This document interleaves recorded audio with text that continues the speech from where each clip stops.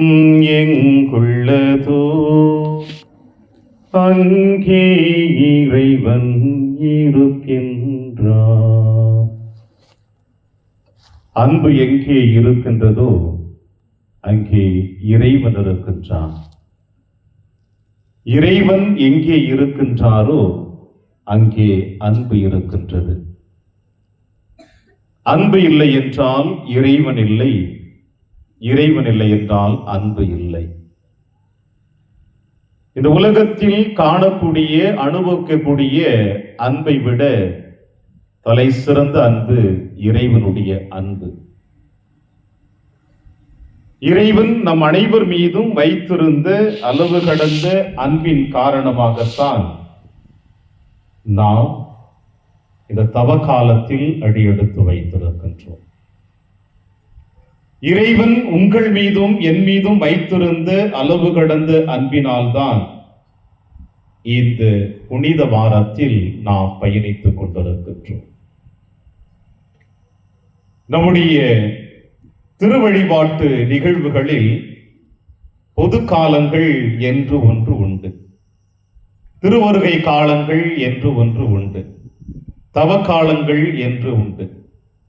இப்படி பொது காலங்கள், திருவருகை காலங்கள், தவ காலங்கள் என்று சொல்லுகின்ற பொழுது இந்த எல்லா வாரங்களையும் தாண்டி கடந்த ஞாயிற்றுக்கிழமை நீங்களும் நானும் அடியெடுத்து வைத்த வாரம் புனித வாரம் என்று சொல்லுகின்றோம்.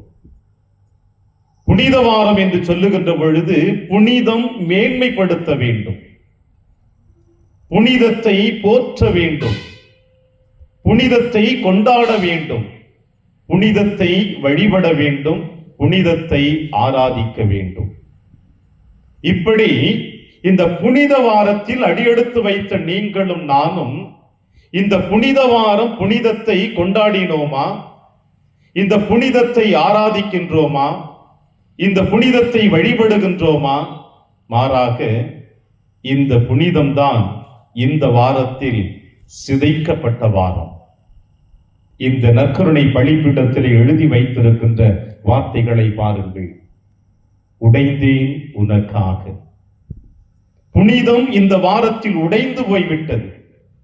புனிதம் இந்த வாரத்தில் மிகவும் மிகவும் மிகவும் கேவலமாக நடத்தப்பட்ட தருணம்.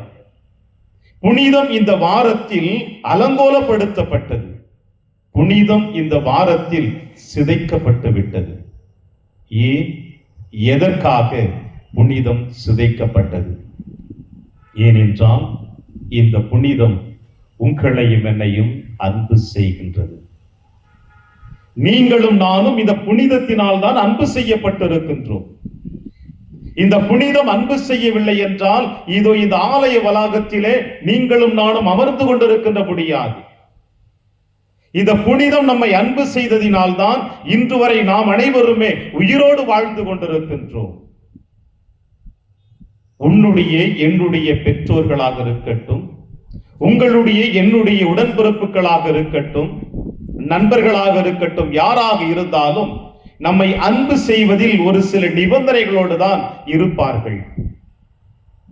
எந்த தாயும் எல்லா பிள்ளைகளுக்கும் சரியான அன்பை பகிர்ந்து கொடுத்து விட முடியாது. ஒரு பிள்ளைக்கு அன்பை அதிகமாக, இன்னொரு பிள்ளைக்கு ஒரு சில அன்புகளை குறைவாக கொடுத்து கொண்டிருப்பாள். ஆனால் இறைவன் அப்படி அல்ல. மாறாக இறைவன் உங்களையும் என்னையும் ஆழமாக அன்பு செய்கின்றார். ஒவ்வொருவருக்கும் ஒரே சரிநிகரான அன்பை கொடுத்து கொண்டிருக்கின்றார். எனவேதான் அந்த புனிதம் இந்த வாரத்தில் சிதைக்கப்பட்டு நீங்களும் நானும் பாதுகாக்கப்பட வேண்டும் என்று விரும்பியது. பிரியமான தேவ பிள்ளைகளே, இந்த புனிதம் அன்பு செய்யப்பட்டது எப்பொழுது என்று நாம் வேத புத்தகத்தை புரட்டி பார்த்தோம் என்றால், தந்தை கடவுள் இந்த உலகத்தில் இருக்கின்ற உயிருள்ள உயிரற்ற எல்லா பொருட்களையும் படைத்தார். எப்படி? ஒரே ஒரு வார்த்தையில் படைத்தார். ஒளி உண்டாகுக, வானத்து பறவைகள் உண்டாகுக, கடல் வாழ் உயிரினங்கள் உண்டாகுக, செடி கொடிகள் உண்டாகுக, விலங்குகள் உண்டாகுக என்று தன்னுடைய வார்த்தையினால் உருவாக்கினார். இப்படி எல்லாவற்றையும் வார்த்தையினால் உருவாக்கிய தந்தை கடவுள் தன் சாயலாக மனிதனை படைக்கின்ற பொழுது ஆதாம் உருவாகுக ஏவாள் உருவாகுக என்று சொல்லவில்லை. மாறாக தந்தை கடவுள் தன்னுடைய வல்லமை மிக்க கரத்தினால், புனிதமிக்க கரத்தினால் ஆதாமை உருவாக்கி தன்னுடைய உயிர் மூச்சை அவனுக்கு கொடுத்தார். படைக்கப்பட்ட எல்லா பொருட்களுமே, உயிருள்ள உயிரற்ற எல்லா பொருட்களுமே அவருடைய ஒரே ஒரு வார்த்தையினால் உருவாக்கப்பட்டது. ஆனால் நீங்களும் நானும் அவருடைய திருக்கரத்தினால் உருவாக்கப்பட்டோம். நீங்களும் நானும் அவருடைய உயிர் மூச்சு உங்களுக்கும் எனக்கும் கொடுக்கப்பட்டது. எந்த அளவிற்கு இந்த உலகத்தில உங்கள் மீதும் என் மீதும் அன்பு வைத்திருக்கிறார் பாருங்கள். படைப்பில் தரை சிறந்த படைப்பாக உங்களையும் என்னையும் படைத்து தான் படைத்த எல்லாவற்றையும் ஆண்டு அனுபவிக்க வேண்டும் என்று அந்த அதிகாரத்தை கொடுத்த கடவுளுக்கு நாம் கொடுத்த பரிசு என்ன? அவருடைய வார்த்தையை மீறி சென்றதினால் இருளின் ஆட்சிக்கு, பாவ வாழ்வில் நாம் நுழைய ஆரம்பித்து விட்டோம். அன்றே தந்தை கடவுள் நினைத்திருந்தால் அந்த ஆதாம் ஏவாளை அழித்து விட்டு வேறொரு ஆதாம் ஏவாளை படைத்திருக்கலாம். அவர் அப்படி செய்யவில்லை. தன்னுடைய திருக்கரங்களால் உருவாக்கப்பட்ட இந்த ஆணும் பெண்ணும் அழிவுக்கு உரியவர்கள் அல்ல, மாறாக வாழ்வுக்கு உரியவர்கள். ஏனென்றால் என்னுடைய உழைப்பு, என்னுடைய உயிர் மூச்சு அவர்களுக்கு கொடுக்கப்பட்டிருக்கிறது என்பதை உணர்ந்த தந்தை கடவுள் அவர்கள் எதன் மீது ஆசை கொண்டார்களோ, எதை பெற வேண்டும் என்று விரும்பினார்களோ அது நிரந்தரம் அல்ல, மாறாக தோன்று அழியக்கூடிய அந்த பொருளுக்காக நீங்கள் ஆசை கொள்ளாமல் உழைப்பின் மகத்துவத்தை உணர்ந்து கொள்ளுங்கள் என்று தந்தை கடவுள் அந்த ஆதாம் ஏவாளை மன்னித்து உழைப்பின் மகத்துவத்தை வெளிப்படுத்தினார். அன்று தந்தை கடவுள் இந்த உலகத்தில் இருக்கின்ற நம் ஆதி பெற்றோர்களை அன்பு செய்ய ஆரம்பித்தார். அவர் செய்த அன்பினால் தான் இந்த மண்ணுலகிலே அவருடைய பிள்ளைகளாக நாம் வாழ்ந்து கொண்டு இருக்கின்றோம். என்னதான் அவர்கள் செய்த பாவத்திலே இறைவனை விட்டு விலகி சென்றாலும் அவர் நம்மோடு தொடர்ந்து பயணிக்க விரும்பியதினால்தான் இன்றைய முதல் வாசகத்தில் வாசிக்க கேட்டது போல இஸ்ரேல் மக்கள் தந்தையிடம் முறையிடுகிறார்கள். நாங்கள் அடிமையின் கோலத்தில் வாழ்ந்து கொண்டிருக்கின்றோம், வேதனையின் மத்தியில் வாழ்ந்து கொண்டிருக்கின்றோம், சோதனைக்கு உள்ளாக்கப்பட்டிருக்கின்றோம், வயிறு நிறைய உணவு கிடைத்தாலும் உள்ளத்தின் நிறைவு எங்களுக்கு கிடைக்கவில்லையே, அடிமைகளாக வாழ்ந்து கொண்டிருக்கிற என்னுடைய வாழ்விலே விடுதலை கிடைக்குமா என்று தந்தை கடவுளிடம் அவர்கள் முறையிடுகின்ற பொழுது தந்தை கடவுள் மோய்சனையும் ஆரோனையும் அனுப்பி அவர்களை, அந்த இஸ்ரேல் மக்களை பார்வோன் மன்னிடம் அழைத்து வருகிறார். ஒரு தாயானவள் தன் குழந்தையை பாதுகாக்க எந்த உச்சக்கட்ட நிலைக்கும் செல்வாளோ அதே போல தந்தை கடவுள் தான் வாக்களிக்கப்பட்ட அந்த பிள்ளைகளை பாதுகாக்க வேண்டும் என்பதற்காக எகிப்தில் இருக்கின்ற எல்லோரையும், குறிப்பாக தலைச்சின் பிள்ளைகள் அனைவரையும் நான் கொன்றொழிப்பேன், என் பிள்ளைகளை அவர்கள் விடுதலை செய்யவில்லை என்றால் ஏறக்குறைய 9 தொல்லைகளை வெளிப்படுத்தினார். தான் யார் என்பதை வெளிப்படுத்தினார். அவர்களுக்கு வெளிப்படுத்துகிற பொழுது அந்த வெளிப்படுத்துதலை உணர்ந்து கொள்ளாமல் இருந்த அந்த பார்வோன் மன்னனுக்கு கடவுள் யார் என்பதை வெளிப்படுத்துவதோடு தான் என் பிள்ளைகளை அன்பு செய்கிறேன் என்பதை வெளிப்படுத்துவதினால் அவனுடைய தலைச்ச பிள்ளைகளை கொன்று குவித்து விட்டு தன் பிள்ளைகளை பாதுகாத்து அழைத்து வந்தார். இது அல்லவா அன்பு? தவறு செய்த ஆதி பெற்றோர்கள், அடிமைகளாக வாழ்ந்து கொண்டிருந்த இஸ்ரேல் மக்கள் இவர்களை அன்பு செய்ய வேண்டும் என்பதற்காக உச்சக்கட்ட நிலைமைக்கு சென்று அந்த பிள்ளைகளை அழைத்து சென்று வாக்களிக்கப்பட்ட கானான் நாட்டிற்கு சென்று கொண்டிருக்கின்ற பொழுது இந்த இஸ்ரேல் மக்கள் செய்த கொடுமைகளை வேதத்தில் நாம் புரட்டி பார்த்தால் தெரியும். தேவனையும் அவர்கள் விட்டு வைக்கவில்லை, மோய்சனையும் ஆரோனையும் அவர்கள் விட்டு வைக்கவில்லை. முறையீடுகள் முறையீடுகள் முறையீடுகள். நாங்கள் அங்கே இருந்திருந்தால் எங்களுக்கு வயிறார உணவு கிடைத்திருக்குமே என்று மீண்டுமாய் பாவ வாழ்வுக்கு அவர்கள் செல்ல விரும்பினார்கள். அப்படி இருந்தும் தந்தை கடவுள் அவர்களை மன்னித்து மன்னித்து அன்பு செய்து அவர்களை வாக்களிக்கப்பட்ட கானான் நாட்டிற்கு அனுப்பி வைத்தார். இது தந்தை கடவுள் இந்த உலகத்தில் இருக்கின்ற ஆதி பெற்றோர்களிலிருந்து இறைவன் வாக்களிக்க கொடுத்திருந்த மக்களை பாதுகாத்த விதத்திலே அவர் செய்த அன்பு. இந்த அன்பு நின்று விட்டதா? அவர் செய்த அன்பு நின்று விட்டதா என்று பார்க்கின்ற பொழுது அந்த அன்பை இன்னும் அதிகமாக தொடர்ச்சியாக இருக்க வேண்டும் என்பதற்காகத்தான் தன்னுடைய ஒரே மகனை இந்த மண்ணுலகிற்கு அனுப்பி வைத்தார். தன் ஒரே மகன் இந்த மண்ணுலகிற்கு வந்து தான் செய்து கொண்டிருக்கின்ற அன்பினை தன் மகன் வழியாக அவர்களுக்கு வெளிப்படுத்த வேண்டும் என்பதை உணர்த்திய தந்தை கடவுள் அதை முழுவதுமாக ஏற்றுக்கொண்ட நம் ஆண்டவர் இயேசு கிறிஸ்து இந்த மண்ணுலகிலே 3 ஆண்டுகள் பணியாற்றி கொண்டிருக்கின்ற பொழுது அவர் சந்தித்த கொடுமைகள், அவர் சந்தித்த போராட்டங்கள், அவர் சந்தித்த இடையூறுகள் அனைத்திலும் யாரையும் அவர் வஞ்சிக்கவில்லை, யாருக்கும் அவர் தீர்ப்பிடவில்லை. மாறாக தனக்கு யாரெல்லாம் எதிராக நின்றார்களோ அவர்கள் எல்லோரையும் அன்பு செய்தார், மன்னித்தார். அதைத்தான் ஆண்டவர் இயேசு கிறிஸ்து நாளை தினத்திலே நாம் சிந்திக்க இருக்கின்றோம். சிலுவையில் தொங்கிக் கொண்டிருக்கின்ற பொழுது சொன்ன வார்த்தை, தந்தையே இவர்களை மன்னியும், இவர்கள் செய்வது இன்னதென்று தெரியாமல் செய்கிறார்கள் என்று. ஆக தந்தையினுடைய அன்பை ஆண்டவர் இயேசு கிறிஸ்து இந்த மண்ணுலகிலே அற்புதமாக தன்னுடைய செயல்பாடுகள் வழியாக வெளிப்படுத்துகிற பொழுது பரிசேயர்கள் தொந்தரவு கொடுத்தது ஒரு புறம் இருக்கட்டும், சதுசேயர்கள் கொடுத்த தொந்தரவு ஒரு புறம் இருக்கட்டும், தான் தேர்ந்தெடுத்த சீடர்கள் ஆண்டவர் இயேசு கிறிஸ்துவோடு பயணித்துக் கொண்டிருக்கிற பொழுது 3 ஆண்டுகள் அவரோடு பயணித்துக் கொண்டிருக்கிற பொழுது கூட அவருடைய அன்பையும் அவருடைய பராமரிப்பையும் உணர்ந்து கொள்ள முடியாமல் சாதாரண மனிதர்களைப் போல அவர்களும் வாழ ஆரம்பித்தார்கள். எனவேதான் இன்று இரவு அந்த இறுதி உணவுக்கு பிறகு அவர்களும் தலை தெறிக்க ஓடிவிட்டார்கள், இயேசுவை விட்டு விட்டு தனிமரமாக. அவர்களையும் அன்பு செய்தார் ஆண்டவர் இயேசு கிறிஸ்து. தந்தையின் அன்பு, மகனுடைய அன்பு வெளிப்படையாக எடுத்து வருகிற பொழுது இந்த மண்ணுலகை விட்டு தான் செல்ல வேண்டும் என்கின்ற அந்த இறுதி நேரம் வருகின்ற பொழுதுதான் ஆண்டவர் இயேசு கிறிஸ்து இன்னும் ஒரு அற்புதமான நினைவு சின்னத்தை சீடர்கள் வழியாக உங்களுக்கும் எனக்கும் கொடுத்து விட்டு சென்றார். அன்பின் அடிப்படை அது. இந்த உலகத்திலே நாம் யாரை அன்பு செய்கிறோமோ அவர்களை நாம் மேன்மேலும் அவர்களுடைய வளர்ச்சிக்காக நாம் எடுக்கின்ற முயற்சிகள் எத்தனையோ எத்தனை, அவர்களுக்கு நாம் கொடுக்கின்ற பரிசு பொருட்கள் எத்தனையோ எத்தனை.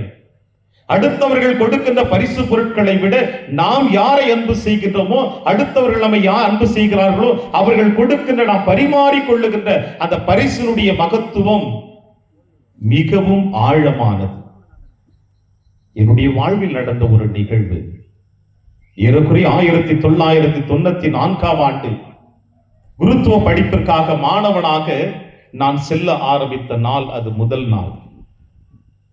அந்த நாளிலே என்னுடைய பெற்றோர்கள் எனக்கு ஆசீர்வாதத்தை கொடுத்து என்னை வழி அனுப்பிய நாள் அது. அந்த நாளிலே என்னுடைய தாயானவள் என் அருகில் வந்து ஒரு வார்த்தை சொன்னாள், மகனே, எல்லோரும் அவர்களிடம் இருந்திருக்கின்ற பொருட்களை கொடுத்தார்கள், பணத்தை கொடுத்தார்கள், என்னிடம் ஒன்று இருக்கின்றது, அதை நான் உனக்கு கொடுக்கின்றேன், அதை கையில் எடுத்துச் செல். நீர் இந்த உலகில் வாழுகின்ற வரையில், உயிரோடு இருக்கின்ற வரையில் அதை நீர் கரம் பிடித்து வாழ்ந்து கொண்டிருந்தால் நானும் அன்னை மரியாளும் உன்னோடு இருப்போம் என்று சொன்னாள் என் தாயானவள். இன்று இல்லை என் தாய், ஏறக்குறைய 10 ஆண்டுகள் இறந்து போய்விட்டார். சுபமாலையினுடைய கரத்தில் கொடுத்தார். இன்று வரை என்னுடைய பாக்கெட்டில் இருந்து கொண்டுதான் இருக்கிறது. 94. ஏன் அந்த தாயானவள் எனக்கு அந்த ஜெபமாலையை கொடுக்க வேண்டும்? தன்னுடைய பிள்ளையை ஆழமாக அன்பு செய்கிறாள்.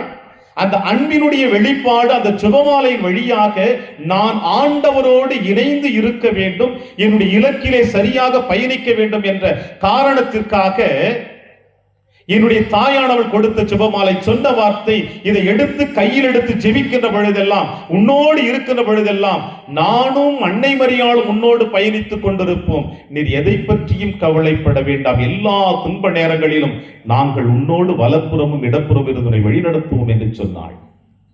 பல சோதனைகள், பல போராட்டங்கள், பல இடர்பாடுகள், அவமானங்கள், குருவாக திருநிலைப்படுத்தப்படுவேனோ என்ற கேள்விக்குறிகளுக்கு மத்தியிலே அந்த ஜெபமாலையை பார்க்கின்ற பொழுதெல்லாம் எனக்குள் எழுத எண்ணம், என் தாயும் அன்னை மரியாளும் என்னோடு இருக்கின்ற பொழுது நான் நிச்சயமாக குருவாக திருநிலைப்படுத்தப்படுவேன் என்ற எண்ணம் இருந்தது. என் தாய் என் மீது கொடுத்த அன்பின் அடையாளம் அது. இதையும் தாண்டி ஒரு முறை வாட்ஸ்அப்பில் ஒரு அற்புதமான வீடியோ ஒன்று வந்தது. அதில் ஒரு மனிதன் இவ்வாறு பேசுகிறார்: என் தாய் என்னை அன்பு செய்தால் நானும் என் தாயை அன்பு செய்தேன். பல ஆண்டுகளாக என்னுடைய தாயானவளை நான் சந்திக்க முடியவில்லை. சூழ்நிலையின் காரணமாக என்னுடைய தாயானவள் அநாதை இல்லத்தில் சேர்த்து வைக்கப்பட்டு விட்டாள். செய்தி கேட்டு என் தாயை சந்திக்க போனேன். அப்பொழுது என் தாயானவள் என்னை பார்த்து கட்டி பிடித்து முத்தமிட்டு அழுது தன்னுடைய கண்ணீரினால் என் முகத்தை முழுவதுமாக நனைத்து விட்டாள். உணவு அருந்தக்கூடிய நேரம் அது. அவளுக்கு என்று உணவு கொடுத்தார்கள். முதிர்ந்த வயது, அவளால் அள்ளி உணவு அருந்த முடியவில்லை. அப்படிப்பட்ட சூழ்நிலையினுடைய தாயானவள் அவளிடம் கொடுக்கப்பட்டிருக்கின்ற அந்த உணவினை, பசியோடு இருந்தவள் அந்த உணவினை கொஞ்சம் கொஞ்சமாக ஒரு வாய் எனக்கு ஊட்டினாள். அம்மா, எனக்கு போதும், நீங்கள் சாப்பிடுங்கள், அடுத்த வாய் நான் சாப்பிடுகிறேன், அடுத்த வாய் என்று சொல்லி தன்னுடைய தட்டில் இருக்கின்ற எல்லா உணவுகளையும், இறுதி உணவையும் தன் மகனுக்கு ஊட்டிவிட்டு மகிழ்ச்சியோடு தன் மகனுடைய முகத்தை பார்த்தாள். அந்த மனிதன் சொன்ன வார்த்தை: என் தாயானவள் பல ஆண்டுகளுக்கு பிறகு என்னை சந்தித்தாலும் அவளுக்கென்று வயிற்று பசி எடுக்கின்ற பொழுது அந்த உணவை உண்ண முடியாமல் முழுவதுமாக எனக்கு கொடுத்து அழகு பார்த்து மகிழ்ச்சி அடைந்தாலே, அந்த தாயினுடைய பாசத்திற்கு ஈடு இந்த உலகத்தில் வேறு ஏதாவது இருக்கிறதா என்று அந்த மனிதன் இவ்வாறு பகிர்ந்து கொண்டான். என் தாய், அவனுடைய தாய் என் மீதும் அவன் மீதும் வைத்த அன்பு, தன்னிடம் இருந்ததை முழுவதுமாக பகிர்ந்து கொண்டார்கள். இது அன்பின் அடையாளம். ஆனால் இன்று நீங்களும் நானும் கொண்டாடக்கூடிய இந்த அன்பின் அடையாளம் ஒரு தனிச்சிறப்பு வாய்ந்தது. தந்தை கடவுள் எப்படி ஆதாம் ஏவாளை அன்பு செய்து அவர்களை அழிந்து விடக் கூடாது என்பதற்காக அவர்களை மன்னித்து அன்பு செய்து அவர்களை வாழ வைத்தாரோ, அதே போல நீங்களும் நானும் அழிவில் சென்று விடக்கூடாது என்பதற்காக ஆண்டவர் இயேசு கிறிஸ்து நற்கருணையை ஏற்படுத்திய நாள்தான் இது. தான் இந்த உலகத்தை விட்டு செல்ல வேண்டும் என்று தெரிந்து இறுதி உணவு அருந்துகின்ற பொழுது, நான் மீண்டுமா இந்த உலகத்திலே என்னுடைய பிள்ளைகளோடு உயிரோடு இருக்க வேண்டும் என்ற காரணத்திற்காக ஆண்டவர் இயேசு கிறிஸ்து ஏற்படுத்தியதுதான் நற்கருணை. பிரியமான தேவ பிள்ளைகளே, 3 ஆண்டுகள் ஆண்டவர் இயேசு கிறிஸ்து தன்னுடைய பணி வாழ்விலே எத்தனையோ புதுமைகளை நிறைவேற்றினார். பார்வையற்றவர்களுக்கு பார்வை கொடுத்தார். முடமானவர்களை நடக்க செய்தார். 5000 பேருக்கு உணவளித்தார். யாயிரு மகளுக்கு உயிர் கொடுத்தார். தன் அன்பு நண்பர் லாசருக்கு உயிர் கொடுத்தார். காணாமூர் திருமணத்திலே தண்ணீரை திராட்சரசமாக மாற்றினார். இப்படி எல்லா புதுமைகளையும் நிறைவேற்றினார். இயேசுவினுடைய தூய திருக்கரத்தினால், அவருடைய வல்லமை மிக்க செபத்தினால் இந்த புதுமைகள் நிறைவேற்றப்பட்டது. இந்த புதுமைகள் அனைத்தும் இன்று இருக்கின்றதா? லாசர் உயிரோடு இருக்கின்றாரா? யாயிருடைய மகள் உயிரோடு இருக்கின்றாளா? காணாவூர் திருமணத்திலே ஆண்டவர் இயேசு கிறிஸ்து தண்ணீரை திராட்சரசமாக மாற்றிய அந்த ரசம் இன்று இருக்கின்றதா? இல்லை. இவை அனைத்தும் நடைமுறை வாழ்க்கை மக்களுடைய அந்த ஆன்மீகத்தில் நிலைத்து நிற்க வேண்டும் என்பதற்காக இயேசு நிறைவேற்றிய அந்த புதுமைகள் அனைத்தும் அழிந்து போய்விட்டது. ஆனால் அழியாமல் இருக்கக்கூடிய ஒரே ஒரு புதுமைதான் நற்கருணை. இந்த நற்கருணையை தன்னுடைய இறுதி உணவில் ஆண்டவர் இயேசு கிறிஸ்து நிறைவேற்றி அதை தொடர்ந்து நாம் அனைவருமே உண்டு வாழ வேண்டும் என்பதற்காக இயேசு நற்கருணை ஏற்படுத்தி அதன் வழியாக நாம் வாழ வேண்டும் என்று விரும்பினார். இந்த நற்கருணை ஏற்படுத்துகின்ற பொழுது அது தொடர்ந்து நிறைவேற்றப்பட வேண்டும் என்பதற்காகத்தான் இயேசு குருத்துவத்தையும் அங்கே நிறைவேற்றினார். நற்கருணை இல்லையே குருத்துவம் இல்லை, குருத்துவம் இல்லையே நற்கருணை இல்லை, நற்கருணை இல்லையே இயேசு இல்லை, இயேசு இல்லையே திரு அவை இல்லை. ஆக நற்கருணை தான், குருத்துவம் தான் இந்த திரு அவையினுடைய முதுகெலும்பாக இருக்கிற பொழுது, இன்றைய நாளிலே நற்கருணை ஏற்படுத்திய நாளையும் குருத்துவத்தை ஏற்படுத்திய நாளையும் நாம் அனைவருமே மகிழ்ச்சியோடு கொண்டாடி கொண்டிருக்கிற பொழுது, இந்த நற்கருணைக்கும் குருத்துவத்துக்கும் நாம் கொடுக்கின்ற மரியாதை என்ன? இந்த நற்கருணையை நாம் எப்படி நாம் வாங்கி உண்டு கொண்டிருக்கின்றோம்? இந்த நற்கருணையின் மீது நாம் எந்த அளவிற்கு அளவு கடந்த அன்பு வைத்திருக்கின்றோம்? இந்த நற்கருணை மீது நாம் வைத்திருக்கின்ற பக்தி என்ன, விசுவாசம் என்ன என்று பார்த்தோம் என்றால், அன்னையாம் திரு அவையிலே இந்த திரு அவையில் இருக்கின்ற நீங்கள் அனைவருமே புனிதத்திற்கு முக்கியத்துவம் கொடுக்கிறீர்கள் இல்லை என்று சொல்லிவிட முடியாது. என்னவென்றால் மந்திரிக்கப்பட்ட தண்ணீர், மந்திரிக்கப்பட்ட உப்பு, மந்திரிக்கப்பட்ட மெழுகுத்திரி, இப்படி எதுவெல்லாம் மந்திரிக்கப்பட்டிருக்கின்றதோ இவை அனைத்தையும் பாதுகாத்து பாதுகாத்து புனிதம் என்று வைத்துக் கொண்டிருக்கின்ற நீங்கள் உயிருள்ள நற்கருணை ஆண்டவர் இயேசு கிறிஸ்துவுக்கு எந்த அளவுக்கு முக்கியத்துவம் கொடுக்கிறீர்கள் என்பதை நீங்கள் நற்கருணை வாங்குகின்ற பொழுது, கரம் நீட்டி வாங்குகின்ற பொழுது சற்று சிந்தித்து பாருங்கள். உயிருள்ள தேவனை கரம் நீட்டி வாங்குகின்ற பொழுது அந்த நற்கருணை நாதருக்கு நீங்கள் கொடுக்கக்கூடிய முக்கியத்துவம் என்ன? மந்திரிக்கப்பட்ட பொருட்களுக்கு நீங்கள் கொடுக்கக்கூடிய முக்கியத்துவத்தை விட உயிரோடு இருக்கிற நற்கருணை நாதருக்கு நீங்கள் கொடுக்கக்கூடிய முக்கியத்துவத்தை சற்று சிந்தித்து பார்த்தீர்கள் என்றால் நிச்சயமாக உங்களுடைய ஆன்மீக வாழ்வு புதுப்பிக்கப்பட்டதாக இருக்கும். அன்பிற்குரிய சகோதர சகோதரிகளே, இப்படிப்பட்ட உயிருள்ள வாழ்வு தரக்கூடிய இந்த நற்கருணை ஏற்படுத்தி அதை தொடர்ந்து இந்த மண்ணுலகிலே நிறைவேற்றப்பட வேண்டும் என்பதற்காகத்தான் ஆண்டவர் இயேசு கிறிஸ்து குருத்துவத்தை ஏற்படுத்தினார். பணி குருத்துவத்தை இன்றைய நற்செய்தி வாசகத்திலே வாசிக்க கேட்டோம். ஆண்டவர் இயேசு கிறிஸ்து எழுந்து வந்து தன்னுடைய சீடர்களுடைய பாதங்களை கழுவினார்.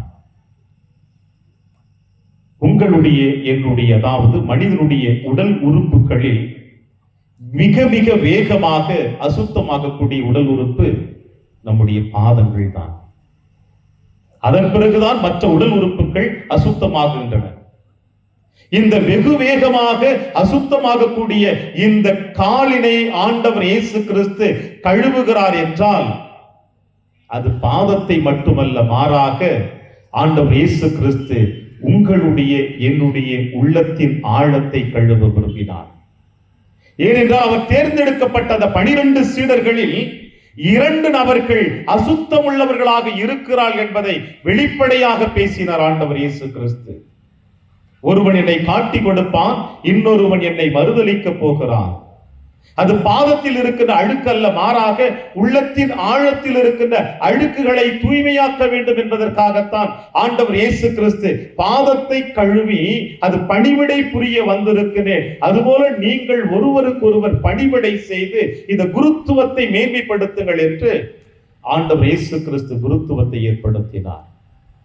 உள்ளத்தின் ஆழத்தில் இருக்கின்ற அழுக்குகளை தூய்மையாக்க விரும்பினார் ஆண்டவர் இயேசு கிறிஸ்து. எல்லாவற்றையும் விட இந்த நற்கருணை ஏற்படுத்துவதற்கு இந்த குருத்துவத்தை ஏற்படுத்தினார். இந்த குருத்துவம் இல்லை என்றால் நற்கருணை இல்லை. திருவருட்சாதனங்கள் கொடுக்கக்கூடிய இந்த கரங்கள், அதையும் தாண்டி ஒவ்வொரு நாளும் உயிருள்ள நற்கருணை உருவாக்கக்கூடிய ஆசீர்வதிக்கக்கூடிய கரங்கள் தான் இந்த குருக்களுடைய கரங்கள். இந்த குருக்களை பற்றி, துறவரத்தை பற்றி, குருத்துவத்தை பற்றி உங்களுடைய எண்ணங்கள் எப்படிப்பட்டதாக இருக்கின்றது? எங்களை விட நீங்கள் தான் அதிகமாக குருத்துவத்தையும் துறவரத்தையும் சரியாக தேர்ந்து வைத்திருக்கிறீர்கள். பல நேரங்களிலே உங்களுடைய எதிர்பார்ப்புகள், உங்களுடைய ஆசைகள் அனைத்தும் எங்கள் மீது திணிக்கப்படுகிற பொழுது நாங்கள் கெட்டவர்களாக உங்களுடைய முன்னிலையில் காணப்படுகின்றோம். உங்களுடைய ஆசைகள் நிராகரிக்கப்படுகிற பொழுது, உங்களுடைய எதிர்பார்ப்புகள் நிராகரிக்கப்படுகிற பொழுது நாங்கள் தேவையற்றவர்களாக காணப்படுகின்றோம். குருத்துவம் என்பது இந்த உலகத்திலே நாங்கள் தேர்ந்து கொண்டதல்ல.